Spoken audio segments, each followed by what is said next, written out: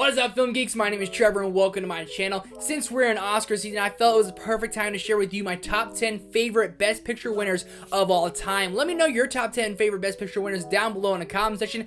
This is just my list. We're going to have a couple hot takes in there. And before we get into the video, hit that thumbs up button for me and that subscribe button for me for more rankings, reactions, and reviews. All that and much more coming this week, and I'm excited for all of it. Let's get into this top 10 right at number 10. And at number 10 is going to be Kevin Costner's Dances with Wolves. It's weird to say, but this was a childhood movie for me. I grew up watching this with my family.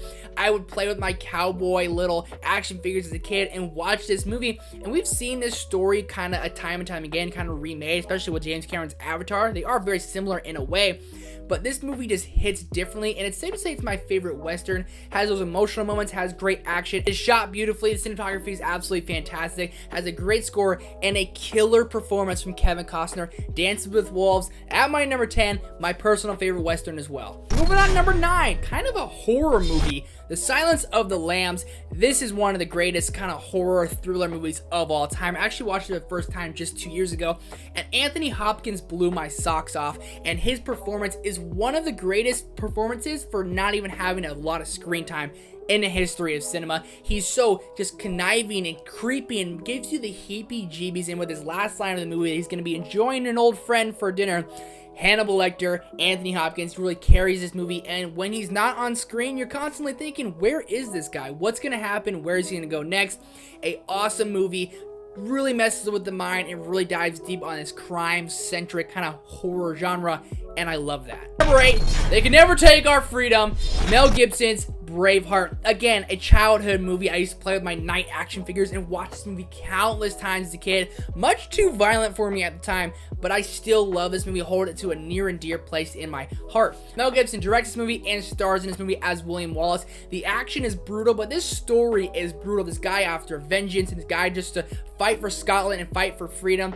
It is filled with great monologues, a great score, amazing cinematography. I mean, this movie is literally the best made movie of its year. Hence why it won Best Picture. At number 7, I mentioned there might be some hot takes in here, but Green Book is such a good feel-good movie, and I really do enjoy it. Mahershala Ali is absolutely fantastic, and he was worthy of his win for the Academy Award.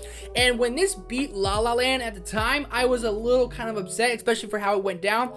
But over time, rewatching this movie, I enjoyed it that much more. I know lots of people aren't really big fans of this one. I just really enjoyed it, mostly because of the dynamic between these two friends who are foes in the beginning, who become friends later on in the movie. Mahershala Ali and Viggo Mortensen really carry this movie along, make it for a very charming, fun, brutal and emotional movie at times, but by the end of the day, it's about two men from different worlds who become friends, and I love that. At number 6, one of my favorite coming-of-age movies of all time, Moonlight. This one is emotional and beautifully made, from taking place at different stages of this young man's life. Mahershala Ali also won an Academy Award for this one, and this one was a movie I wasn't really expecting to like all that much, but it really caught me by surprise and sucked me into this world. Really showcased a different type of storytelling and used that to its advantage. It's broken up into different chunks, again, of a young man's life, growing up and finding out more things about himself, and that's what works so well. We have a part 1 and a part 2, and he meets different people along the way, and some people stick with him for the rest of his life, and some people don't, kind of like how we are in real life. It's an absolutely amazing coming-of-age story that really fits that coming-of-age genre. I love coming-of-age movies. It is my favorite genre, and I absolutely love Moonlight. At number 5, The Departed. You gotta talk about The Departed. Mark Wahlberg nominated for Academy Award, and I think everyone in this movie should have been. One of my favorite, if not my favorite, Martin Scorsese movies. This one took me a couple times to watch and kind of fully understand, but man, once you start figuring out what's going on, does this movie suck you in and keep you in until the end credits start rolling. Leonardo DiCaprio, Mark Wahlberg, Matt Damon, everyone in this movie is absolutely fantastic, but you have to talk about Jack Nicholson. Arguably one of his best performances, minus maybe the Joker from Batman '89. He's so captivating, conniving, and you just love to hate this guy. And it really does a great job of keeping you invested till the end credits roll. It might be confusing at times, but always loops back around and pays off in the end. At number 4, we're going a little bit recently. Parasite. I watched this movie after the Oscars, and it blew my socks off for many reasons. One, I had no idea what this movie was about. I thought it might be like a zombie movie because of these parasites. It's kind of this sad story of this family who is struggling, and then you kind of find out why it's called Parasite. And that's when I fell in love with it. And that's when I fell in love with Bong Joon-ho as a director. I want to watch all of his movies. His family latches onto another family like a leech, and is hence the name Parasite, but by the end of the movie, it turns into like a slasher. It has so many genres stored in there at once, you just don't know exactly how to feel. This is the one of the movies I laughed, felt very scared, and honestly extremely uncomfortable all at the same time. Just didn't know how to act, kind of like a ha ha ha ha. That's what I felt when watching Parasite.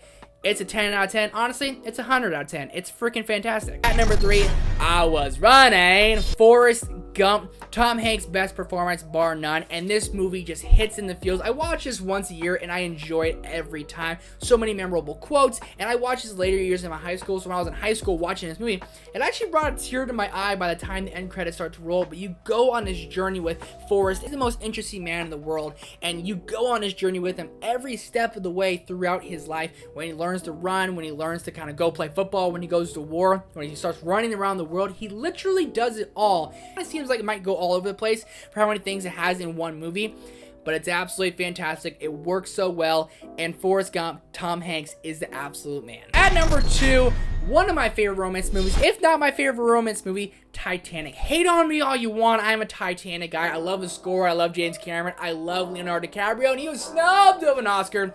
Titanic hits hard on every level. It makes you relate with the character of Jack, and it makes you relate with the character of Rose, and you just don't know exactly whose side to fully be on, but you just want them to be together. And when that ship crashes and really starts going down, it shows that just for over the weekend, they truly found love and they truly embrace each other. I love this way this one's told, where they kind of like telling with a storyteller in the background, and it always goes back to them making that movie and making that documentary with Rose as an older woman, and she's telling her story, and it seems like a true story, and James Cameron just crafted this romance movie so well. It'll bring a tear to your eye, it'll punch you in the heart. Never let go. Never let go. But at number 1 is going to be Lord of the Rings, The Return of the King. This is arguably my favorite movie of all time, so by default, it is at number 1.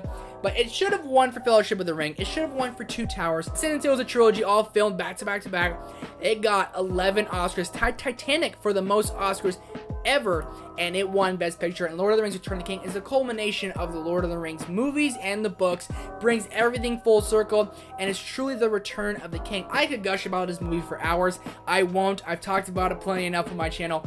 I love this movie. I love what it means. I love what it means to me. It is my favorite Best Picture winner, and it is arguably my favorite movie of all time. Let me know your top 10 favorite Best Picture winners down below in the comment section. Thank you guys so much for watching. Hit that thumbs up button for me, subscribe button for me. I'll see you guys in the next one.